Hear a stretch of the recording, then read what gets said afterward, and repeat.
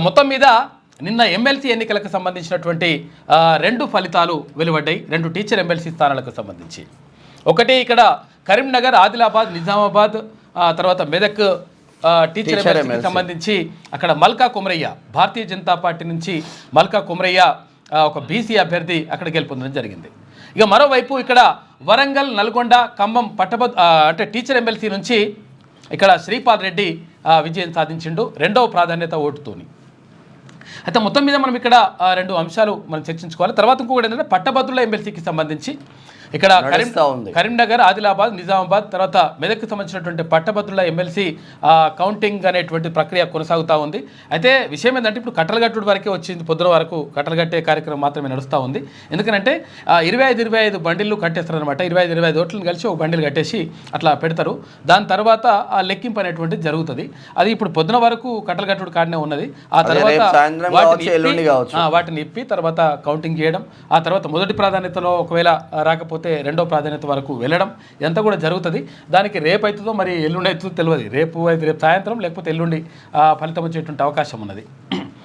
అయితే మల్కా కుమరయ్య గెలుపునకు కారణాలేంటి, తర్వాత ఇక్కడ శ్రీపాల్ రెడ్డి ఎట్లా ముందుకు వచ్చిండు అనేటువంటి విషయాలు మనం ఒక్కసారి పరిశీలించినప్పుడు మల్కా కుమరయ్యకు సంబంధించి ఆయన భారతీయ జనతా పార్టీ నుంచి అభ్యర్థిగా బలమైన అభ్యర్థి బరిలోకి దిగిండు టీచర్ అభ్యర్థిగా. అయితే ఆయనకు అంటే పిఆర్టీయూ నుంచి ఇక్కడ వంగ మహేందర్ రెడ్డికి టికెట్ ఇచ్చిండ్రు. తర్వాత ఇక్కడ వాళ్ళిద్దరి మధ్య పోటీతో పాటు తర్వాత ఆ తర్వాత ప్లేస్లో అశోక్ కుమార్ బీసీ సామాజిక వర్గం నుంచి ఆయన ఉన్నాడు. అయితే విషయం ఏంటంటే మల్కా కుమరయ్య విజయానికి సంబంధించి చూసినప్పుడు మనం ఒకసారి ఆలోచిస్తే ఒక 3 అంశాలు ప్రధానంగా ప్రభావితం చేసినట్టుగా కనిపిస్తుంది. ఒకటి ఏంటంటే భారతీయ జనతా పార్టీ ఈ 4 జిల్లాల్లో ఏదైతే నిజామాబాద్, ఆ తర్వాత కరీంనగర్, ఆదిలాబాద్, మెదక్ జిల్లాల్లో 4 జిల్లాల్లో భారతీయ జనతా పార్టీ బలంగా ఉన్నది. విషయం ఏంటంటే ఇక్కడ ఏది ఇప్పుడు నిజామాబాద్ చూసినప్పుడు ధర్మపురి అరవింద్, తర్వాత ఇక్కడ కరీంనగర్ చూసినప్పుడు బండి సంజయ్, ఇక్కడ ఆదిలాబాద్ చూసినప్పుడు నగేష్, తర్వాత ఇక్కడ మెదక్ చూసినప్పుడు రఘునందన్ రావు, వీళ్ళందరూ కూడా అక్కడ ఎంపీలుగా ఉన్నారు. ఎంపీలుగా ఈ 4 జిల్లాల్లో క్యాండిడేట్లు అక్కడ ఎంపీలుగా ఉన్నారు. కాబట్టి వీళ్ళ ప్రభావం ఒక రకం అయితే తర్వాత 8 మంది ఎమ్మెల్యేలు అంటే గోషమాల్ పక్కన పెడితే 7 ఎమ్మెల్యేలు, ఆర్మూర్ కావచ్చు, నిజామాబాద్ కావచ్చు, మిగతా 7 మంది ఎమ్మెల్యేలు ఉన్నారు కదా, ఆదిలాబాద్ కావచ్చు, వాళ్ళు కూడా ఈ పరిధిలోకి వచ్చేటువంటి వాళ్ళే. దీంతో ఏంటంటే భారతీయ జనతా పార్టీ ఒక రకంగా అక్కడ బలంగా ఉన్నటువంటి పరిస్థితి. ఈ నేపథ్యంలో భారతీయ జనతా పార్టీతో పాటు అక్కడ ఆర్ఎస్ఎస్ కానీ, తర్వాత బజరంగ్ దళ్ కానీ, తర్వాత విహెచ్ అంటే విశ్వ హిందూ పరిషత్ కానీ, ఇట్లా అనేక రకాలైనటువంటి సంస్థలు కూడా మల్కా కుమరయ్య యొక్క గెలుపు కోసం పనిచేసినాయి. దాంతోపాటు ఇంకొక విషయం ఏంటంటే ఆయన బీసీ సామాజిక వర్గానికి చెందినటువంటి మల్కా కుమరయ్య. అయితే విద్యా సంస్థలు అంటే ఢిల్లీ పబ్లిక్ స్కూల్ కానీ, తర్వాత పల్లవి ఇంటర్నేషనల్ స్కూల్ కానీ, ఇవన్నీ మోడల్ స్కూల్స్ కానీ, ఇవన్నీ కూడా ఆయనకు అంటే విద్యా సంస్థలు కూడా ఉన్నాయి ఆయనకు. దాంతోపాటు ఇంకొకటి ఏంటంటే బీసీ సామాజిక వర్గంలో ప్రధానంగా అంటే మున్నూరు కాపు సామాజిక వర్గానికి చెందినటువంటి మల్కా కుమరయ్య. మున్నూరు కాపు సామాజిక వర్గం ఇక్కడ ఇది కరీంనగర్లో కానీ, తర్వాత ఇక్కడ నిజామాబాద్ అర్బన్ ఇక్కడ చుట్టుపక్కల ప్రాంతాల్లో బలంగా ఉంటుంది మున్నూరు కాపు సామాజిక వర్గం. దీనివల్ల అంటే మున్నూరు కాపు సామాజిక వర్గంతో పాటు అక్కడ బీసీలు, తర్వాత ఎస్సీ ఎస్టీలు వీళ్ళందరూ కూడా కలిసి వచ్చి బీజేపీ కొంతవరకు అక్కడ మైనార్టీలు కొంతవరకు దూరం ఉన్నారు. ఎందుకంటే విషయం ఏంటంటే ఇక్కడ భారతీయ జనతా పార్టీ కాబట్టి కొంతవరకు మైనార్టీలు దూరంగా ఉన్నట్టుగా కనిపిస్తూ ఉంది. ఈ నేపథ్యంలో అటు భారతీయ జనతా పార్టీ, ఇటు బీసీలు, తర్వాత ఎస్సీ ఎస్టీలు వీళ్ళందరూ తో పాటు మున్నూరు కాపు సామాజిక వర్గం కానీ ఇవన్నీ కూడా ప్రభావితం చేసినాయి. వీటితో పాటు ఇంకొక అంశం కూడా ఉంటుంది. అయితే ఆర్థికంగా కూడా ఆయన బలమైనటువంటి వ్యక్తి. మనం వాస్తవాలు మాట్లాడుకోవాలి, ఎవరిని గురించి మాట్లాడుకున్నా కానీ ఆర్థికంగా కూడా బలమైనటువంటి వ్యక్తి. డబ్బు కూడా అంటే ఆ పంపిణీ కూడా జరిగింది అనేటువంటిది. అంటే సరే ఈయన ఒక్కడే అని కాదు, క్యాండిడేట్ మహేందర్ రెడ్డి కానీ ఇంకొకరు కానీ వాళ్ళు కూడా డబ్బు పంపిణీ చేసారు టీచర్ ఎమ్మెల్సీ ఎన్నికల్లో అని చెప్పేసి ఒక ప్రచారం అయితే జరుగుతూ ఉంది. ఈ 3 అంశాలు ప్రధానంగా చేసుకొని తర్వాత నిజంగా అంటే మల్కా కుమరయ్యకు ఎక్కడ కూడా చెడ్డ పేరు లేదు. సరే విద్యా సంస్థలు నడుపుతున్నాడు, తర్వాత ఇట్లా ఉన్నది, కానీ మల్కా కుమరయ్యకు ఒక మంచి పేరే ఉన్నది, క్లీన్ చిట్టే ఉన్నది. కాబట్టి మల్కా కుమరయ్యను అక్కడ ఉన్నటువంటి ప్రజలు మన బీసీ బిడ్డగా, తర్వాత అక్కడ భారతీయ జనతా పార్టీ అభ్యర్థిగా ఇట్లా రకరకాలుగా తన విజయం మాత్రం సాధించారు. ఎందుకనంటే మొదటి ప్రాధాన్యత ఓటుతోటే మల్కా కుమరయ్య గెలుపు 17,000 చిల్లర ఓట్లు అంటే ఇట్స్ నాట్ ఎ జోక్ లెక్క. అసలు యాక్చువల్గా నిజంగా అసలు యాక్చువల్గా ఇక్కడ వరంగల్ ఖమ్మం సరే అది సంబంధించి ఇక్కడ పిఆర్టీయూ విజయం సాధించింది, అక్కడ పిఆర్టీయూ డీలా పడ్డది. ఎందుకు ఇక్కడ పిఆర్టీయూ విజయం సాధించింది? ఇక్కడ బీసీ వాదం ఎంతవరకు గెలిచింది, రెడ్డి వాదం ఎంతవరకు గెలిచింది?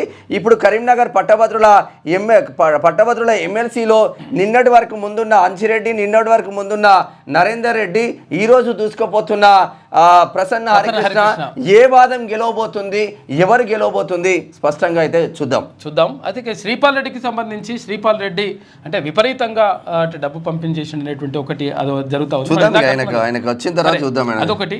తర్వాత ఇంకొకటి ఏంటంటే అసలు యాక్చువల్గా అంటే రెడ్డి సామాజిక వర్గం బలంగా కూడా పనిచేసింది. తర్వాత ఇంకో విషయం ఏంటంటే వీటన్నిటిని కూడా పక్కకు పెట్టండి. అంటే చాలామంది అక్కడ వివిధ సంఘాలలో అధ్యక్షులుగా ఉన్నటువంటి ప్రధాన కార్యదర్శులుగా ఉన్నటువంటి ఆ సామాజిక వర్గానికి చెందినటువంటి వ్యక్తులు మీరు సంఘాలన్నింటిని పక్కకు పెట్టరా నాయన, మీరు కావాల్సింది మన రెడ్డిని గెలిపించుకోవాలని చెప్పేసి వాళ్ళందరూ కూడా బలంగా దాన్ని తీసుకువెళ్ళగలిగినారు.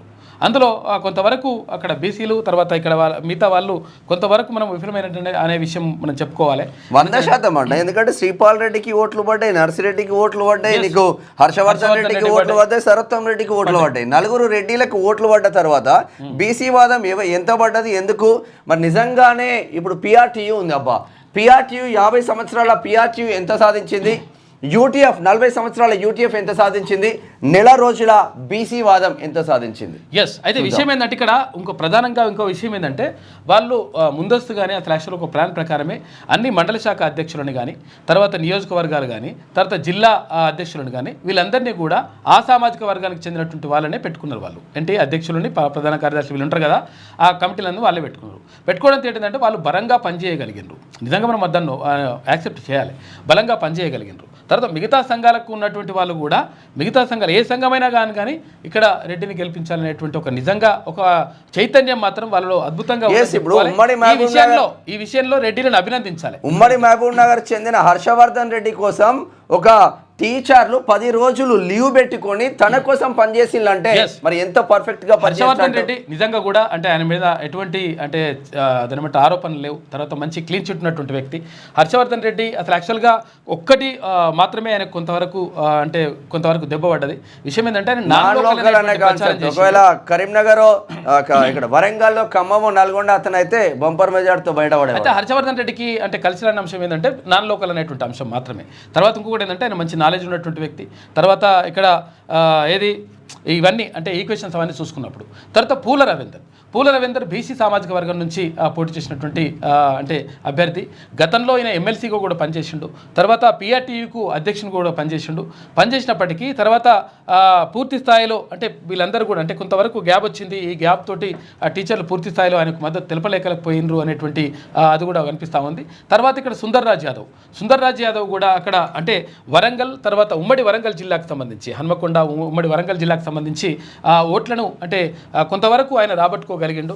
తర్వాత ఈ ఓటు షేరింగ్ అనేటువంటిది కరెక్ట్గా అంటే బీసీ సామాజిక వర్గానికి చెందినటువంటి టీచర్లకు ఇక్కడ టీచర్లు బీసీ సామాజిక వర్గానికి చెందినటువంటి టీచర్లు, తర్వాత ఇక్కడ ఎస్సీ ఎస్టీ తర్వాత మైనారిటీ టీచర్లు కూడా పూర్తి స్థాయిలో మద్దతు తెలిపి ఉంటాయి. అంటే విషయం ఏంటంటే అసలు యాక్చువల్గా చాలామంది బర్బరీ కూడా ఒక కథ ఉంటుంది అసలు యాక్చువల్గా. అయితే చాలామంది ఏమవుతుంటుందంటే ఇక్కడ బీసీ సామాజిక వర్గం కానీ, ఎస్సీ ఎస్టీ మైనార్టీలు కానీ ఏం ఆలోచిస్తారంటే మా సంఘం అయినా గెలవాలి అనేటువంటిది నిజంగా అట్లా ఒక కమిట్మెంట్తో ఉంటారు. ఆ కమిట్మెంట్ కూడా ఒక రకంగా పనిచేసిందని చెప్పుకోవాలి మనం. ఎందుకంటే పిఆర్టీయూ అనేటువంటిది బలమైనటువంటి సంఘం. తెలంగాణ కాదు ఉమ్మడి ఆంధ్రప్రదేశ్లో కూడా బలమైనటువంటి ఉపాధ్యాయ సంఘం. ఆ ఉపాధ్యాయ సంఘం ఉండడంతో అయితే ఎవరేమన్నా కానీ మన సంఘం నాయకుడు గెలిస్తే మంచిగా ఉంటుంది కదా అని చెప్పేసి అనుకున్నారు.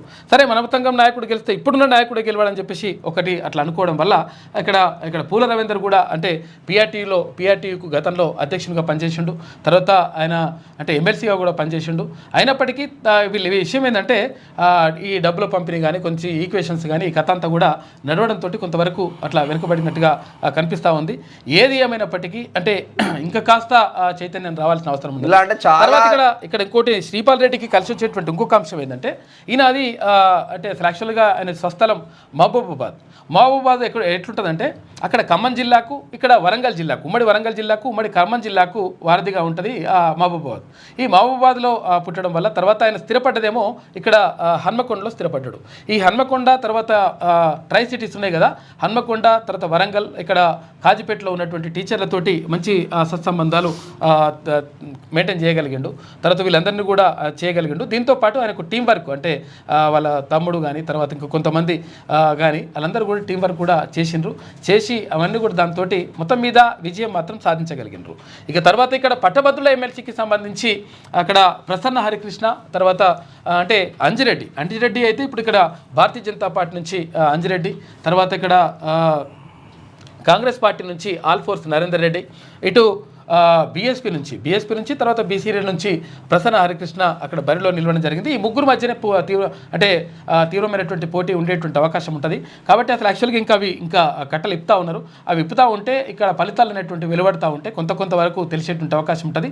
పూర్తి స్థాయిలో తెలవాలంటే రేపు సాయంత్రం కానీ లేకపోతే ఎల్లుండి కానీ తెలిసేటువంటి అవకాశం కనిపిస్తా ఉంది. ఇప్పుడు వరంగల్, ఖమ్మం, నల్గొండలో కోదండరామ్ సార్ కూడా అభ్యర్థిని పెట్టి ప్రచారం చేసిండ్రు. కోదండరామ్ సార్ అభ్యర్థికి ఎన్ని ఓట్లు వచ్చినాయి, అసలు పిఆర్టీ కథ ఏంది, కార్కడ్ ఏంది, వార్తలకి లేటెస్ట్ న్యూస్ తెలుగు మరియు ఇంగ్లీష్ అప్డేట్స్ కోసం ఇప్పుడే క్యూన్యూస్ అఫీషియల్ యాప్ ని ప్లే స్టోర్ నుండి డౌన్లోడ్ చేసుకోండి. సరికొత్త సమాచారాల కోసం క్యూన్యూస్ వెబ్సైట్ ని ఫాలో అవ్వండి. ఛానల్లో ప్రాంతీయ, జాతీయ, అంతర్జాతీయ వార్తలు వీక్షించండి.